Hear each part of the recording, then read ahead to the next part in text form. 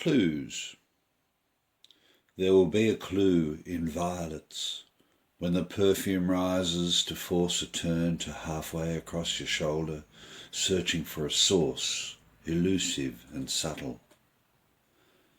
Another will gleam inside sunlight, arrayed to warm you with a faint suggestion of inner glow, emerging to transpire, porous and enlightened. There will be a third in silence, when absence is a comfort, honing the quiet senses to enhance possibilities for receipt of messages released and wordlessly directed. There will be clues for you, if you should seek them, to aid your understanding and a clarity of mind that reaches through dilemmas, doubts, and wonder.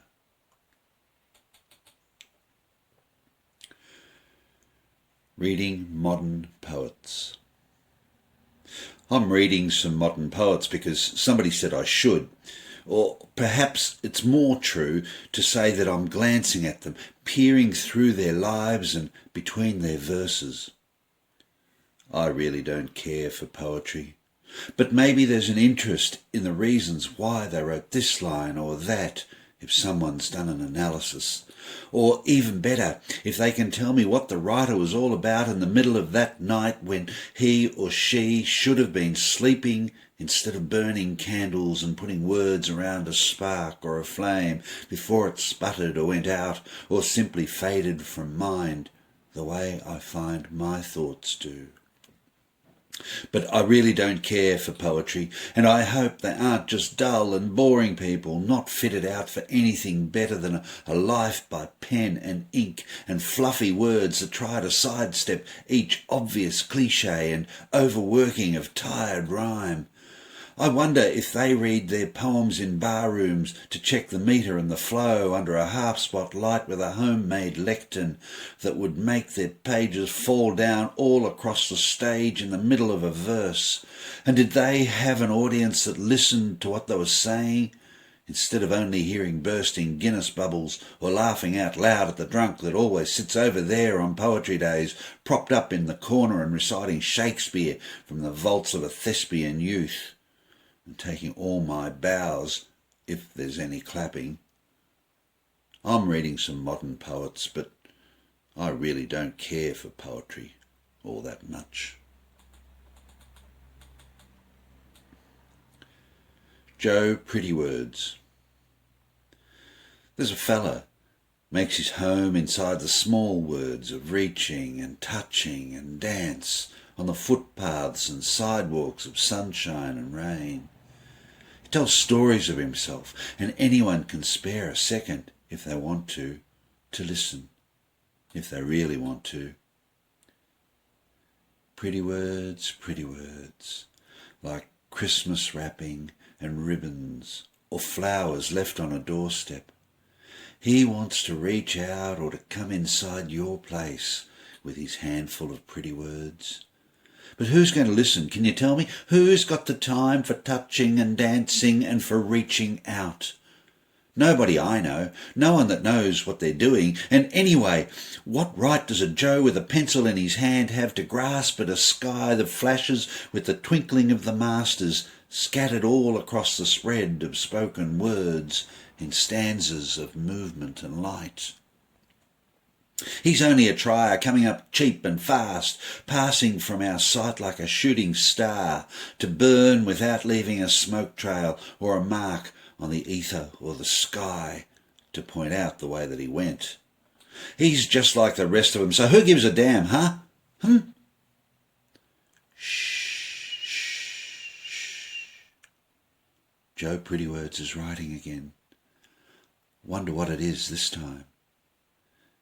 Anybody want to listen when he's done? Anybody? And waits. The day, the night. He doesn't need help when he rises, manages the shower, the toilet, his yellow-stained teeth. Underwear from the wire rack drawer coated with thick white plastic. Clean clothes from the wardrobe beside his bed, freshly pressed by the laundry. Takes himself to a day-room chair and watches through the glass. The garden today. He doesn't need any help at mealtimes. Cuts his toast, his meat, pours his own cup of tea. No mess on his clothing, no stains, no food debris on the floor, no need to speak at all. And he's not really one for the entertainments. No. So he doesn't attend the crucifix on a table that serves the Mass on Sundays, passes up opportunities to attend the sing-alongs or any of the outings, just sits in the garden when the sun is shining or in his bedroom. Sometimes he walks up corridor west, down corridor east, stops to look for a moment at the jigsaw. Half done, but still with an expanse of sky lying in jumbled pieces on a table in the alcove at corridor end. And he doesn't need help in the evening at all. Puts himself to bed early, takes no tablets, says a quiet "good night, nurse," and lets her turn the light out. Watches raindrops grow heavy, then trickle down the glass pane of his window, and waits for sleep.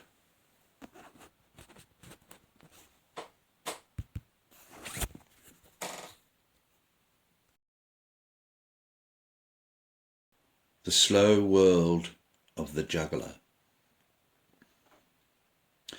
He had riffled through maintenance and through stores. 3 wrenches, 2 shrink-wrapped trays of ration packs. The boredom of a day that is only a day because the lights are turned on. Of performing a maintenance function when no maintenance is needed. These are long, long hours.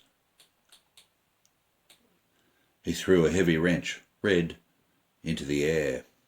A box of breakfast, the silver spanner, one of lunch, the bolt tightener.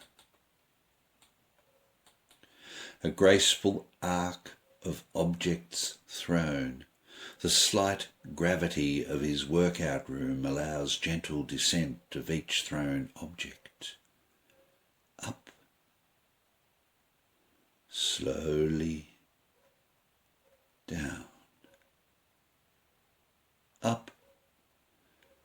He has time to see and to adjust, positions himself to catch and to recast each tool and all rations, just so, varying the height of his peaks according to whim and increasing skill. Daytime, defined by the luminescence of selected internal light, can be a long, tedious affair.